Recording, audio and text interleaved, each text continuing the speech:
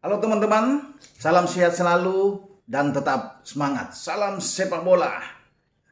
Saya akan coba untuk mereview pertandingan leg pertama babak semifinal Carabao Cup atau Piala Liga Inggris yang sudah dimainkan dini hari atau kemarin waktu setempat, di mana The Blues Chelsea mampu memanfaatkan pertandingan kandang mereka ya di Stamford Bridge untuk menjegal mengalahkan tamu mereka Tottenham Hotspur. Menang dengan 2-0. Clean sheet. Ini sesuai dengan rencana bagi Thomas Tuchel. Dia ingin mengamankan pertandingan pertama. Bisa mencetak gol lebih dari 1 gol dan tidak kebobolan. Dan itu terwujud. Sebuah rencana yang sangat baik. Bagaimana dia juga bisa memainkan suatu kombinasi opsi strategi taktik permainan yang sesuai dengan keinginan dia. Di bawah Mistar tanpa adanya Edouard Mendy yang pergi bersama dengan Senegal di Piala Afrika. Ya, tapi Kepa Arrizabalaga bermain sangat bagus untuk bisa mengisi posisi Mendy. Ya. Jadi beruntunglah memang bahwa Chelsea itu punya dua kiper yang oke. Ya. Ada Mendy dan ada Kepa. Dan Kepa ini selalu bisa membayar kepercayaan yang diberikan pelatih Tuchel yang selalu tampil bagus dan tidak bobol. Ini yang diinginkan untuk bisa mengamankan di leg pertama ini agar mereka punya kekuatan untuk melangkah di leg kedua pada minggu depan di markas Spurs. Ya. Di belakang kalau kita bisa melihat, Aspi di kanan, Alonso di kiri. Tidak ada Silva memang. Christensen masih cedera. Tapi Malang Sarr ada di sana. Berduet dengan Rudiger. Ada harmonisasi yang bagus. Mereka bisa menjaga pertahanan dengan sangat baik. Sulit bisa ditembus oleh pemain-pemain Spurs. Walaupun Antonio Conte itu menampilkan 3 pemain di depan yang sepertinya ya ketika di awal-awal sangat menakutkan. Ada Harry Kane. Kemudian ada Lucas Moura dan Son. Tetapi tidak bisa berbuat banyak ketiga pemain ini sepanjang pertandingan. Tidak mampu membuat gol karena rapinya dan solidnya pertahanan jadi galang oleh Alonso, Aspi, Malang Sarr, dan Rudiger. Di tengah ada 2 gelandang yang bagus. Ada Saul dimainkan lebih awal sebagai starting 11. Berduet dengan pemain mereka yang bagus tentunya di lini tengah. Jorginho dan Saul yang tampil kurang mengesankan ya. Sejak ia didatangkan dari Madrid, dari Atletico, dan kemudian dia selalu menjadi sasaran kritik ya ketika berada di Stamford Bridge. Tapi dini hari tadi saya melihat bahwa dia tampil oke lah. Ada tackle beberapa tackle yang bagus, cara merebut bola dengan baik. Ketika Chelsea menguasai bola dia ikut mendukung, ketika kehilangan bola Saul cepat untuk bisa membantu pertahanan, dan ini yang diinginkan oleh Thomas Tuchel. Dan dia tampil oke, walaupun ada pergantian di babak kedua yang dilakukan Tuchel. Di lini gelandang serang, Ziyech di kanan, Havertz bergeser agak ke kiri, bermain dari sayap kiri. Kemudian ada Mason Mount ya, berada di antara 3 pemain ini dengan Lukaku yang ada di depan. Menariknya bahwa Lukaku ini ada bonus sepertinya dilakukan oleh Tuchel setelah berdamai. Ada permintaan maaf dari Lukaku atas perbuatan dia, pernyataan-pernyataan yang tidak baik ya di belakang Tuchel dengan mengkritik Tuchel ya, taktik strategi Tuchel yang tidak diinginkan oleh Lukaku. Namun pemain Belgia ini sudah meminta maaf dan langsung dimainkan. Bahkan tidak digantikan selama 90 menit. Itu yang saya katakan tadi, ada bonus dari Thomas Tuchel terhadap Lukaku. Nah, formasi taktik ini yang dimainkan Tuchel ini berjalan dengan sangat baik sekali. Ya. Bagaimana Antonio Conte datang ke Stamford Bridge, ya, tim Chelsea yang pernah dia bawa menjadi juara di IPL 2017 ini ada keinginan untuk bisa menang. Ada hasil bagus yang diharapkan oleh Antonio Conte. Tapi akhirnya dia harus bisa menerima kenyataan bahwa tim asuhan dia gagal untuk bisa memenangkan pertandingan, bahkan gagal untuk bisa mencetak gol. Ini akan membuat langkah bagi Spurs ini semakin berat. Perjuangan ke depan berat, walaupun di leg kedua masih semua terbuka ketika mereka menjadi tuan rumah. Tapi untuk bisa mencetak 3 gol ke gawang Kepa ya, dengan clean sheet atau menang 4-1, saya rasa sangat sulit kalau melihat dengan statistik yang ada, gambaran yang ada ya, di semua aspek yang terjadi selama 90 menit pertandingan di Stamford Bridge. Ya. Spurs itu hanya melepaskan tembakan sedikit, 5 tembakan dengan 2 on target. Hanya 34% penguasaan bola. Lihatlah dengan Chelsea. Ada 19 percobaan menembak mereka. Luar biasa. 6 diantaranya on target dan 2 menghasilkan gol. 64% ball position yang dimiliki oleh pasukan Tuchel. Ini yang membuat bahwa Chelsea itu layak menang dan Spurs layak kalah. harus bisa menerima ini. Dan tentunya Conte tahu persis bahwa timnya memang kalah segalanya. Makanya dia harus tertunduk keluar dari Stamford Bridge.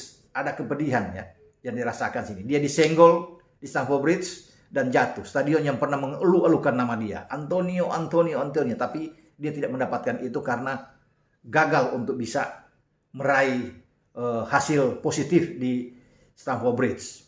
Apa yang dimainkan Antonio Conte? Di belakang kelihatan memang agak sulit. Ya, walaupun mereka punya penjaga gawang berpengalaman seperti Hugo Lloris. Tapi Davinson Sanchez, Tanganga, di sana Ben Davies tidak menggambarkan sebuah kekuatan yang baik. Ini memang terlihat dan wajar karena mereka tidak punya Eric Dier. Eric Dier pun tidak ada di bench. Cidranya Christian Romero, ya, mantan pemain Atalanta ini yang diambil oleh Spurs, juga bisa mengurangi kekuatan di solid lini belakang dari Spurs. Kalau ada Romero, ada Dier bersama dengan Sanchez, ini akan menjadi kekuatan kalau bermain dengan 3 back. Tapi di dini hari, ya, saya melihat bahwa memang kurang sekali. Kerjasama kurang begitu bagus, ya, terutama dengan Davies dan juga Tanganga. Ya wajar lah. Kemudian lini kedua, lini tengah, tidak mampu untuk bisa mengatasi kekuatan kelebihan dari lini tengah Chelsea. Matt Doherty di kiri, Emerson Royal di kanan, Skip dan Højbjerg sulit untuk bisa membendung. Kalah bertarung dengan Hakim Ziyech, di sana ada Havertz, ada Mount, ada Jorginho, ya, dan Saul. Ya, bisa kelihatan sekali. Itu yang memaksa bagi Conte harus cepat memutar otak, memainkan pemain-pemain tengah juga yang kuat. Giovanni Lo Celso dimainkan, Harry Winks dimainkan di babak kedua, Ndombele masuk di babak kedua. Ya, termasuk dia menarik juga Son dan Lucas Moura harus keluar, ya, agar lini tengah agak kuat untuk bisa diisi oleh pemain-pemain Spurs. Yang membuat bahwa mereka memang sulit untuk bisa mengimbangi karena Tuchel juga melakukan hal yang sama. Ya, kita bisa melihat bahwa kedalaman mereka oke, ya, sangat-sangat bagus sekali.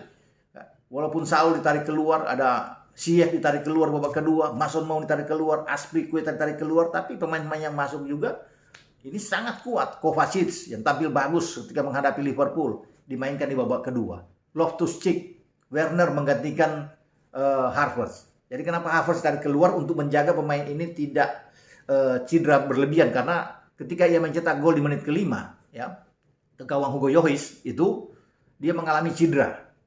Havertz dengan di tangan kanan, jari kelingking dia itu agak bergeser sedikit sehingga perlu perawatan medis. Ini gol yang dia buat setelah memanfaatkan umpan dari Alonso di sisi kiri ketika Alonso mengintercept bola dari Emerson Royal, memberikan bola di depan Tanganga dan dipotong dengan baik oleh Havertz. Dan Havertz bisa sampai masuk ke dalam ke dalam gawang Spurs. Nah, ini yang membuat jari kelingking dia bermasalah. Makanya dia cepat ditarik keluar di babak kedua dan Timo Werner masuk. Pergantian-pergantian yang dilakukan oleh Thomas Tuchel juga memang sangat baik. Ya, memang ada Harvey Fell, ya, anak muda yang bisa dimainkan di sana di babak kedua untuk memberikan jam bermain yang bagus di Chelsea. Jadi semua sesuai dengan rencana yang diinginkan oleh Thomas Tuchel bersama dengan timnya.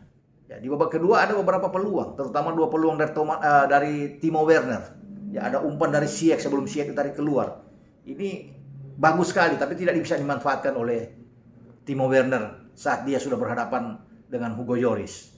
Ya, tapi oke lah, ya, karena mereka sudah menang dengan 2-0. Jadi saya pikir ini kemenangan yang bagus di saat mereka harus nantinya berkonsentrasi pada pekan depan bermain di Spurs. Dan kita akan tunggu langkah apa yang harus dilakukan oleh Antonio Conte setelah dia gagal bersama dengan Spurs. Ya. Jadi ini ketika dia menghadapi 7-8 pertandingan di IPL dengan sangat bagus, sangat baik, positif, tidak pernah kalah. Ya. Kemudian dia di Piala Liga ini untuk pertama kali kalah dan bahkan dia tidak bisa mendapatkan hasil yang bagus ketika datang untuk pertama kali mengunjungi di Stamford Bridge bersama dengan mantan klubnya. Bahkan menyusahkan buat Spurs, ya. Tidak bisa berbuat banyak bagi Antonio Conte. Jadi strategi dari Conte itu diredam oleh Thomas Tuchel. Ini yang akan membuat di pertandingan kedua, di leg kedua juga Conte harus bekerja keras untuk bisa meracik sebuah kekuatan menghadapi Chelsea yang mereka sulit menang. Jadi saya katakan bahwa 4 pertandingan terakhir menghadapi Chelsea itu 2 kali menang Chelsea, 2 kali imbang. Karena mereka terakhir kali menang melawan Chelsea itu di Piala Liga itu 2010, di September 2020. ya September 2020 saat bermain imbang dan mereka menang adu penalti. Tapi kesininya 4 laga mereka sulit. Nah, dengan kemarin sudah menjadi pertandingan kelima yang tidak dimenangkan oleh Spurs menghadapi Chelsea. Karena di Liga pun musim ini mereka kalah 3-0, kendati menjadi tuan rumah.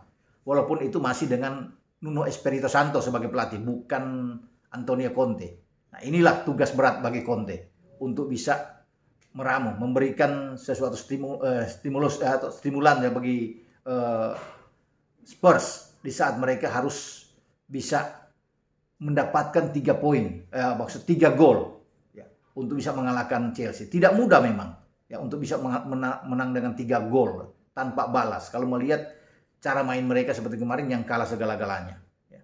Tapi ini masih tetap terbuka tentunya. Kita akan lihat segalanya bisa ada. Namun sekali lagi, saya rasa berat. Langkah Chelsea untuk ke final sudah di depan mata. Mereka tinggal bermain imbang, atau kalah pun 1-0 tetap akan lolos ke final pada 26 Februari yang akan datang, menunggu pertandingan lainnya di semifinal antara Liverpool dan Arsenal, di mana di leg pertama ditunda karena banyak pemain Liverpool yang kena COVID, sehingga Liverpool akan menjamu Arsenal untuk leg pertama pada pekan depan, dan nantinya Arsenal akan menjamu Liverpool di tanggal 20. Kita akan tunggu hasil pertandingan nanti ke depan. Oke, sampai di sini pembicaraan kita.